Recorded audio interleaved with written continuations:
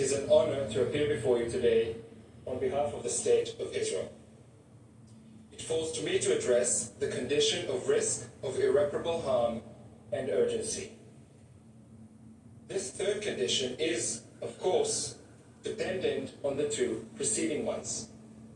Professor Shaw and Ms. Rajuan have already shown that the provisions relied upon by the applicant do not afford, even prima facie, a basis on which this court's jurisdiction could be founded.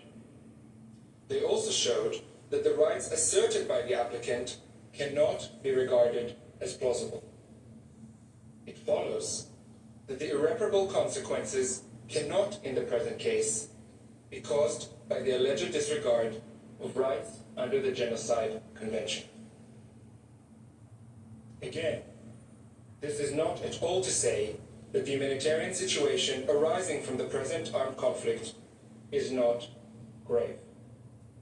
Civilians have been severely affected by the hostilities instigated by Hamas. Its systematic strategy of prosecuting war from under and within the civilian population exposes civilians to great risk, and it has brought about great suffering. Israel has done and is doing a great deal to alleviate this suffering in very challenging circumstances. In this regard, the factual account provided by the applicant is once again entirely one-sided. The application and request run no less than 84 pages, but they make hardly any mention of the extraordinary efforts undertaken by Israel and by a host of other states and international actors to improve the humanitarian situation. We again heard virtually nothing from the applicant on this issue yesterday. But this is a critical factor in the request before you. As Ms. Rajuan has shown, it frustrates any attempt to establish the necessary special intent for genocide. It also bears upon the third condition established in your case law. Madam President, members of the court, we know from your case law that the power of the court to indicate provisional measures will be exercised only in exceptional circumstances. There needs to be, as you have said, a real and imminent risk that irreparable prejudice will be caused to the rights claimed before the court gives its final decision. Your order in the Myanmar case, in which the Genocide Convention was also invoked, suggests that the adoption, and I quote, of concrete measures aimed specifically at recognizing and ensuring the right, end of quote, of the group in question to exist would mean that irreparable harm and urgency cannot be established.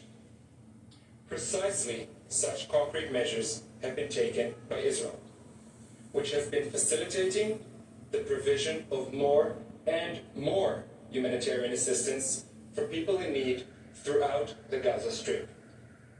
These steps have not only been increasing so as to meet the developing situation on the ground.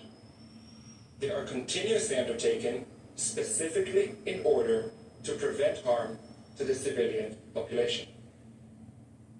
These efforts have had an impact. Just last week, for example, with the assistance of the World Food Programme, a dozen bakeries reopened with a capacity to produce more than 2 million breads a day. The World Food Programme has said the delivery of flour, salt, sugar, and yeast continues so as to enable more bakeries to reopen, increasing accessibility and affordability for thousands of families.